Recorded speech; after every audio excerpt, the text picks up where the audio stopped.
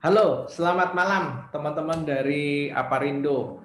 Sudah lama ya kita tidak ketemu dan ini mungkin hampir setahun ya Bapak Ibu kita nggak ketemu. Salam sehat untuk Bapak Ibu sekalian berikut keluarga.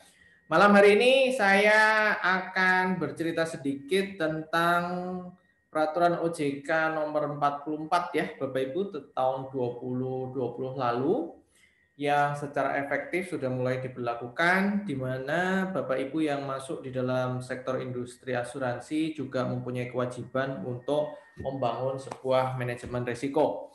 Bapak Ibu, saya sudah menyiapkan sedikit slide yang mungkin bisa jadi bahan perenungan kita, perenungan ya, perenungan kita malam hari ini. Nah, oke, saya akan berbicara sedikit tentang manajemen risiko dan industri asuransi. Bapak Ibu sekalian, seperti yang sudah Bapak Ibu terima bahwa per tahun 2020 kemarin sudah terbit POJK nomor 44 garis miring POJK 05 garis miring tahun 2020 tentang penerapan manajemen risiko bagi lembaga jasa keuangan non-bank. Ada sejumlah pertanyaan yang masuk ke email saya, Bapak Ibu, bertanya secara langsung kira-kira bagaimana nih dampaknya terhadap kewajiban yang harus dipenuhi oleh teman-teman di pialang asuransi. Bapak Ibu sekalian, setelah saya pelajari POJK nomor 44 tersebut, ternyata ada 4 komponen penting yang harus segera Bapak Ibu siapkan. Komponen pertama, yang ini Bapak Ibu. Siapkan struktur organisasinya, jadi kita tilik kembali struktur organisasinya, kita pastikan bahwa di dalam struktur organisasi itu sudah memenuhi prasyarat-prasyarat yang diberikan oleh POJK nomor 44 tahun 2020. Saya akan tunjukkan kepada Bapak Ibu gambaran struktur organisasi yang tepat supaya kita bisa meletakkan posisi unit manajemen risiko itu pada fungsinya gitu ya, supaya dia bisa berfungsi secara transparan, objektif, dan mengedepankan sisi-sisi governance. Yang kedua yang perlu Bapak Ibu siapkan adalah pedoman manajemen risiko. Di dalam POJK nomor 44 garis miring tahun 2020 tersebut sudah dinyatakan secara eksplisit bahwa setiap perusahaan yang masuk di dalam sektor lembaga yang dibahas di dalam peraturan itu harus memiliki pedoman manajemen risiko. Mungkin Bapak Ibu bisa mengatakan begini, Pak, kalau pedoman manajemen risiko kan kita bisa mengadopsi ya Pak ya dari tempat yang lain. Nah, silahkan Bapak Ibu. Namun saya ingin memberikan sedikit catatan bahwa karakteristik manajemen risiko yang terjadi di satu perusahaan kemungkinan berbeda dengan perusahaan yang lain. So, saya tidak terlalu menyarankan Bapak Ibu mengadopsi 100% ya, copy paste gitu. Akan lebih baik bagi kita untuk mempelajari terlebih dahulu sebenarnya karakteristik organisasi kita itu seperti apa. Karena banyak teman-teman yang mengirimkan surat kepada saya mengatakan bahwa perusahaan saya itu sangat sederhana Pak Aris, jumlah orangnya juga kurang dari 30 ya, bahkan ada yang dikendalikan dengan 25 orang, sudah termasuk direksi dan seterusnya. Nah, Bapak Ibu, kita tidak berbicara tentang struktur organisasi yang kompleks atau yang sederhana, tetapi kita berusaha untuk membangun sistem organisasi yang membuat mekanisme manajemen risiko itu bisa berjalan di dalam perusahaan-perusahaan pialang asuransi.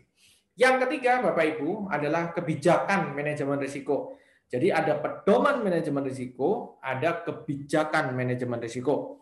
Dan yang terakhir adalah bicara tentang kompetensi sumber daya manusia.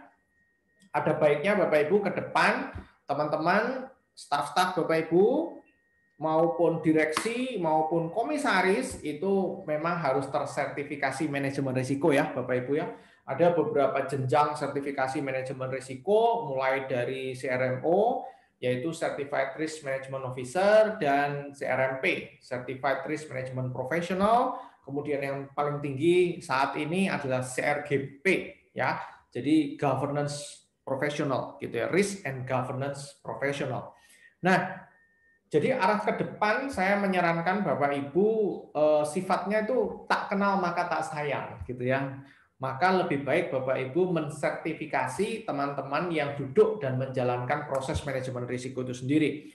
Saya sudah tersertifikasi Bapak Ibu dan saya merasakan benar itu bedanya antara sebelum tersertifikasi dengan sesudah tersertifikasi.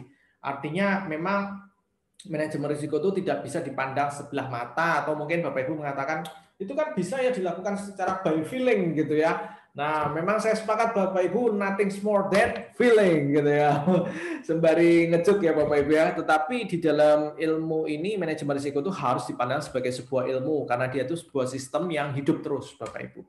Nah, untuk bisa melangkah lebih jauh, malam hari ini saya hanya memberikan gambaran singkat kepada Bapak Ibu. Ini gambaran singkatnya. Jadi di dalam konteks struktur organisasi, besar kemungkinan Bapak Ibu harus menyiapkan unit yang kita beri nama manajemen risiko. Ya, nanti lebih detailnya kita bisa bahas pada channel YouTube yang lain gitu.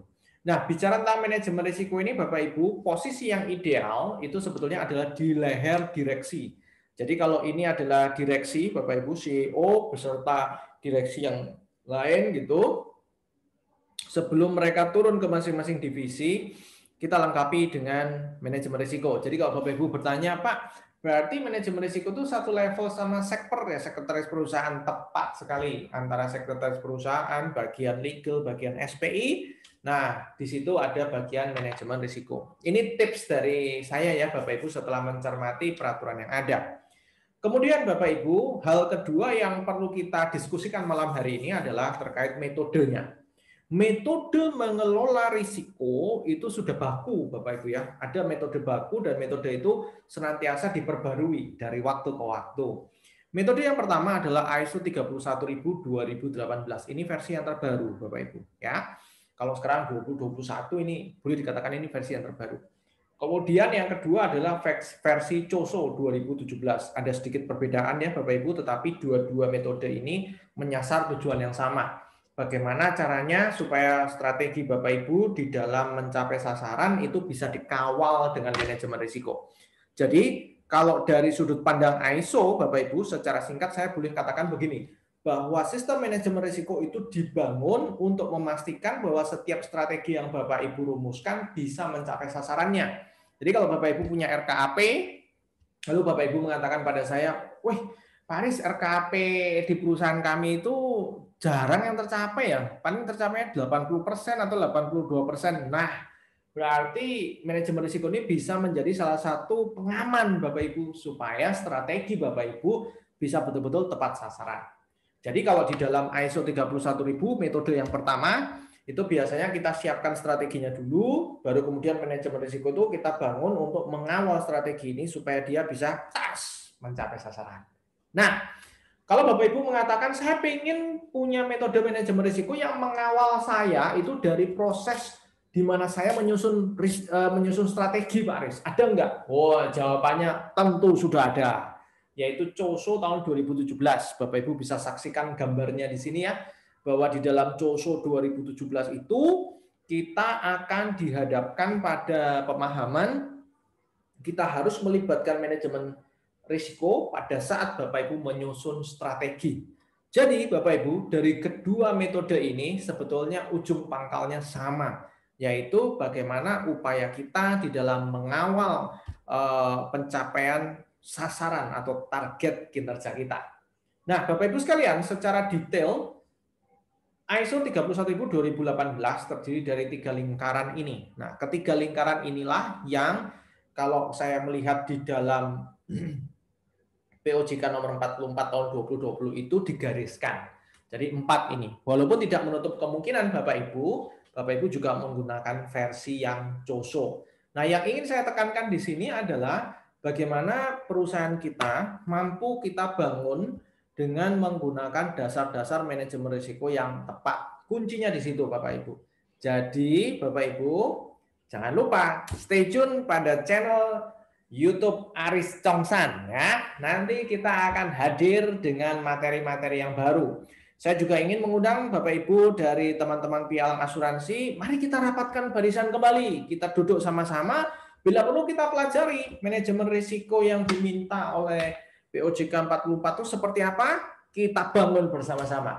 Bersama kita pasti bisa. Selamat malam, saya Aris Heru Prasetyo mendampingi Bapak Ibu sekalian. Salam sehat untuk kita semua. Sampai jumpa Bapak Ibu.